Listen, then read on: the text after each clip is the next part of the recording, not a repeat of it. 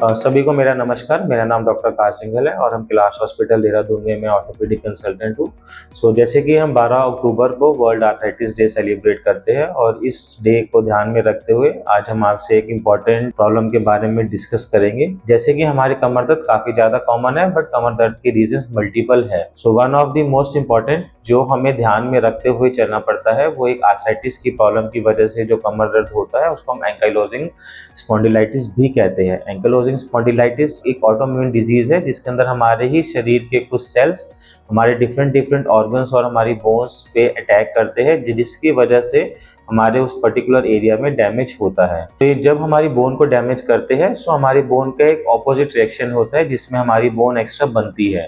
जब ये bone extra बनती है तो आपस में बोन की फ्लेक्सिबिलिटी कम हो जाती है और कहीं ना कहीं बोन एक्स्ट्रा फॉर्मेशन होने की वजह से बैक में जो हमारी वर्टिब्रास होते हैं वो आपस में फ्यूज होने लग जाते हैं, जिसकी वजह से हमारा बैक पेन स्टार्ट हो जाता है। ऐसी प्रॉब्लम में हमें इसका कॉज फाइंड करना बहुत इंपॉर्टेंट होता है और साइटिंग की ये प्रॉब्लम काफी ज्यादा कम है, तो इसकी प्रॉब्लम का पता बहुत देर बाद पता लगने की वजह से काफी ज्यादा कॉम्प्लिकेशंस पेशेंट को होने लग जाती है। एंकाइलोजिंग स्पॉन्डिलाइटिस में हमारी डिफॉर्मिटीज भी काफी ज्यादा कॉमन है, जैसे कि बैम्बू स्पाइन होना। बैम्बू स्पाइन के साथ हमारा कमर का झुक जाना, हमारी हड्डियों का टूटना, हमारे कहीं ना कहीं आंखों या हमारे दिल पे प्रभाव आना, ये भी काफी ज्यादा कॉमन है। इस प्रॉब्लम का पता मेनली हमारे ब्लड टेस्ट के थ्रू ही पता लग सकता है, जिसको हम एक्चुअली B27 का टेस्ट कहते हैं, जिसके पॉजिटिव आने पर ही इस टेस्ट का हमें पता लगता है। फर्दर इसका जो ट्रीटमेंट है वो कहीं ना कहीं हमारा एक कंजर्वेटिव प्लस मेडिसिन के साथ इसका ट्रीटमेंट चलता है। हमारे कंजर्वेटिव ट्रीटमेंट में हमारा डेली रूटीन में एक्सरसाइज होना, प्लस एक्सरसाइजेज भी किस टाइप की होनी है वो हमें एक सुपरवाइज फिजियोथेरेपिस्ट या हमें अपने एक अकॉर्डिंगली हमारी कितनी एंकाइलोजिंग की प्रॉब्लम है उसके अनुसार हमें उसमें लेके आना चाहिए। साथ ही साथ स्विमिंग अगर पॉसिबल हो तो हमें अपने डेली रूटीन में इंट्रोड्यूस करनी चाहिए, क्योंकि उससे बैक की फ्लेक्सिबिलिटी काफ़ी ज़्यादा इंक्रीज करती है। हमेशा हमें इस चीज़ का ध्यान रखना है कि हम जो भी वर्क पैटर्न कर रहे हो उसके अकॉर्डिंगली भी हमें काफ़ी सारी चेंजेस लेके आनी चाहिए। जैसे कि अगर किसी की कोई सिटिंग जॉब है, प्रोलॉन्ग सिटिंग जॉब है, तो उन्हें हर 20 मिनट के बाद थोड़ी स्ट्रेचिंग एक्सरसाइज करने से उनकी प्रॉब्लम काफ़ी हद तक बेटर हो सकती है।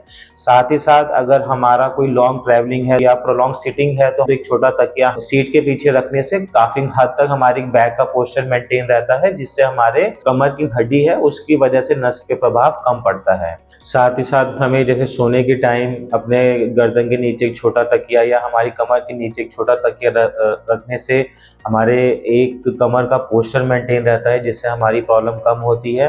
साथ ही साथ अपनी टांगों को सीधा रख के सोए रादर देन उसे बेंड करके सोए, उससे भी हमारे कमर में कम प्रभाव आता है, जिससे कि हमारी प्रॉब्लम काफ़ी हद तक बेटर हो सकती है। हमारे डाइटरी चेंजेस में सबसे इम्पॉर्टेंट है कि हमें धूम्रपान को छोड़ना चाहिए, हमें कहीं ना कहीं अल्कोहल का पदार्थ कम करना चाहिए, हमें अपने ऑयली फूड्स हो गए या फिर प्रोसेस्ड फूड्स हो गए उनको कम लेना चाहिए। प्लांट बेस्ड ऑयल्स हो गए उन्हें ज़्यादा हमें कंज्यूम करना चाहिए comparative to animal oils, because उसमें सैचुरेटेड फैट हमारे ज़्यादा होते हैं। ग्रीन लीफी वेजिटेबल्स हो गए या अच्छे पदार्थ जिस से फ्रूट्स हो गए हमें अपने डेली रूटीन में इंट्रोड्यूस करने चाहिए, जिससे कि हमारे जो भी ये प्रॉब्लम्स है उसकी वजह से हमारे इन्फ्लेमेशन कम हो।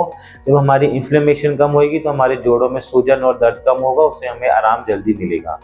लास्टली इट्स ऑलवेज बेटर कि आप अपने जो भी नज़दीकी डॉक्टर है उन्हें कंसल्ट करें, बिकॉज जो इसकी थेरेपी है वो एक सुपरवाइज और एक स्पेशली मेड थेरेपी है जिसको हम डमार्ट्स कहते हैं, अलॉन्ग विद एनसेड्स। एनसेड्स मतलब जो हमारी एक पेन किलर्स होती है वो किस पदार्थ में या किस डोज में लेनी चाहिए वो भी हमें एक डॉक्टर की सलाह के साथ ही लेनी चाहिए। डमार्ट्स एक बहुत ही इंपॉर्टेंट और बहुत ही आज के डेट में latest way of managing this ankylosing spondylitis है, जिसको लेने से हमारी काफ़ी हद तक प्रॉब्लम बेटर भी हो सकती है और कहीं ना कहीं इसकी जो लॉन्गिटिविटी है प्रॉब्लम की उसको हम कम